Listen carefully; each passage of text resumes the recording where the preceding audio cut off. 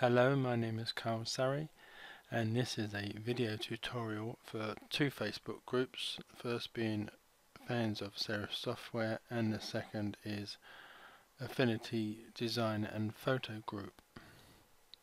Now in this tutorial I want to make a Bokeh or Bokeh, I'm not 100% certain how you pronounce it, but a Bokeh macro.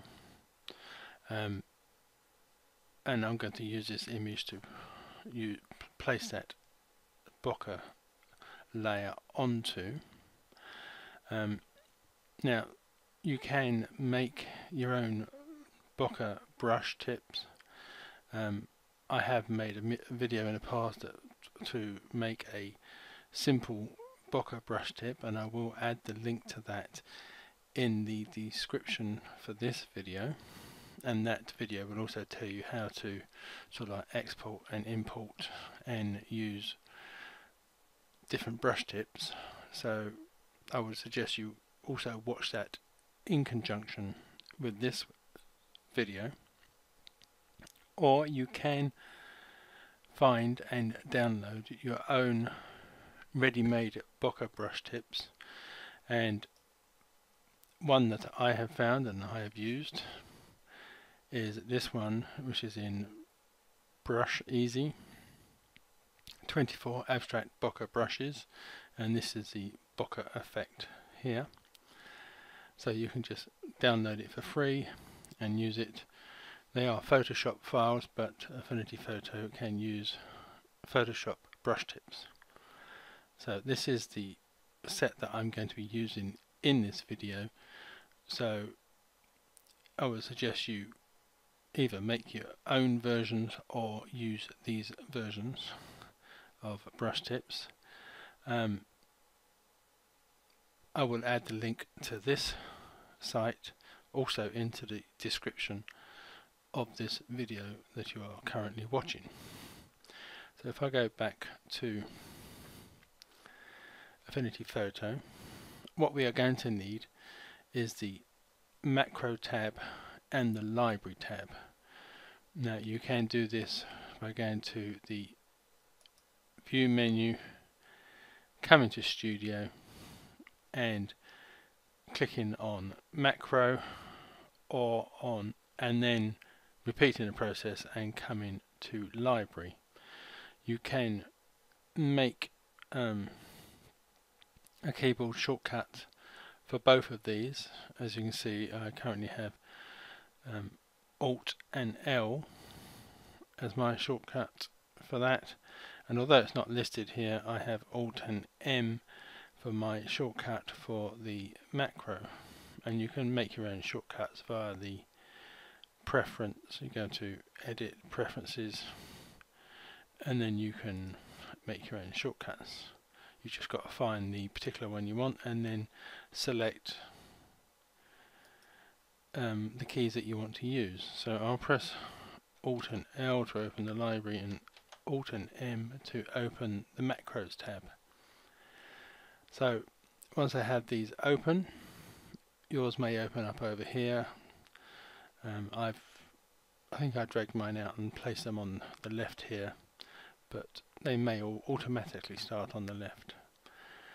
What I'm going to, I can't just sort of add this to the picture that I want straight off. What I need to do is sort of do a bit of preparation, and the preparation that I have done is to open up a new document, and this new document is in the size that my particular camera exports in, which is 5184 by 3456 pixels.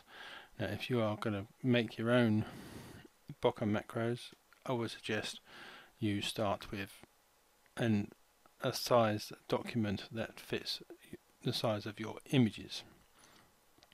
So now the reason I'm going to do it this way is because sort of recording a macro and sort of using copy and paste doesn't always work particularly well, because you need to like select certain layers and what have you,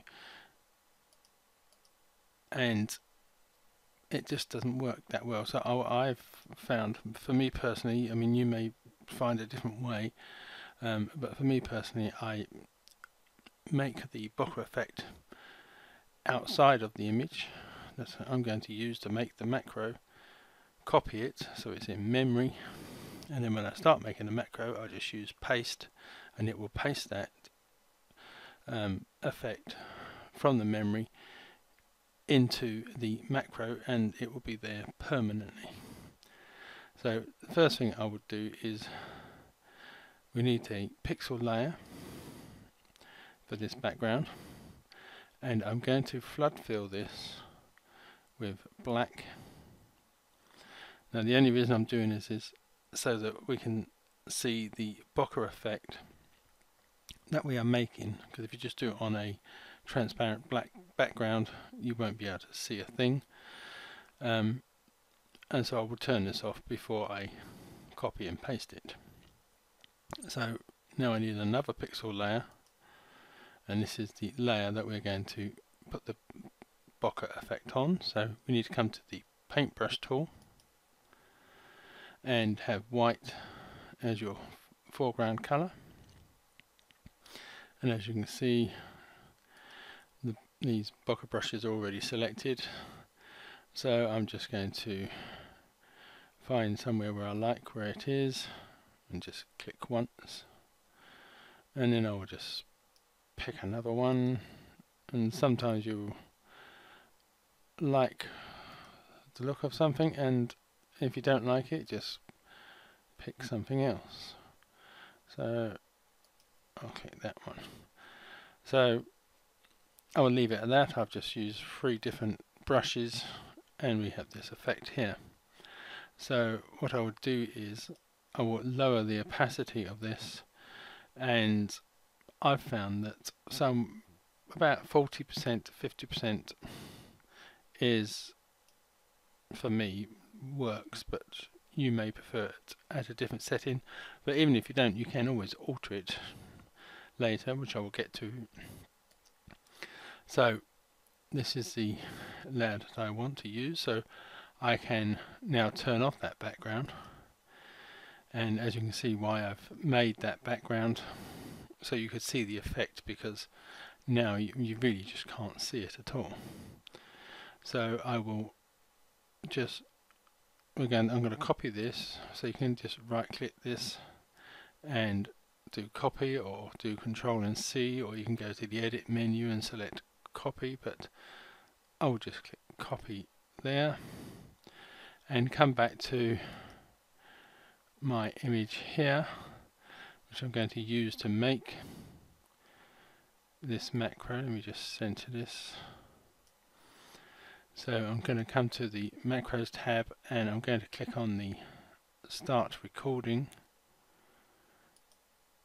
So it is now recording, so I just go to edit and paste, and it has pasted that effect above this image. The actual image in the background isn't really not important at this point, but what is important is it has added that paste effect to the macro. I mean, if you wanted to add other things you could carry on and add other effects, but I'm just going to leave it at that, and I'm going to click on stop recording. So it has now stopped recording. So I now want to add this to my library, which is this third icon here from the right, and I'll just click on that. It'll ask me which category I want to put it into, and I already have some made, and I'm going to put it into Cole's Macros, and I'm going to call this one Bokeh 03 because I've already made a couple. So I'll just click OK, and then we come to the library, and as you can see down here I've got Bokeh 1, Bokeh 2 and Bokeh 3. So to test that these work, I just will open another image. So let's just go open recent. Let's go with Let's go with this image here, which is an image I got from pixabay.com, which I used in a previous video about making a macro. And so I'll just select that Bokeh 3 one. I just click on that, and it has added that sort of bokeh effect to this particular image. As you can see, it's added the pixel above. I could even add another one, or even all three, and sort of really go mad with that bokeh effect. So really that is the end of showing you how to make the bokeh macros. I will come back to the macros tab and come back to the Walton Pier image, because this is where the macro I made is situated, because I now want to export this so I can save it and share it. So I will click on the export icon, and you can navigate to where it is you're going to save it, but I'm just going to save it here. So that is now saved in a format and that I can share with others. So I will be adding all three of those Bokeh macros with both Facebook groups, and it can be downloaded from the file section for both of those groups. Now the thing is, if I come back to this one here, let me delete these top two.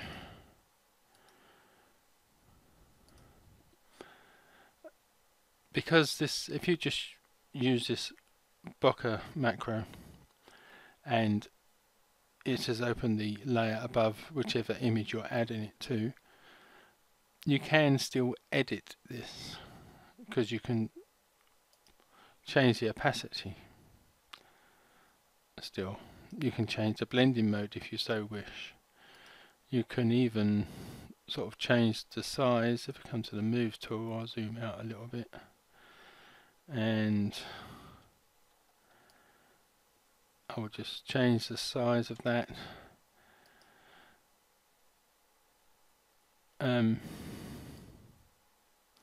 So you can see sort of less of the bokeh effect, or you can reduce the size, whichever you want to do to it. So just because it is a macro doesn't mean you are stuck with what I have made or what you have made. If you're doing this yourself, you can still edit it later.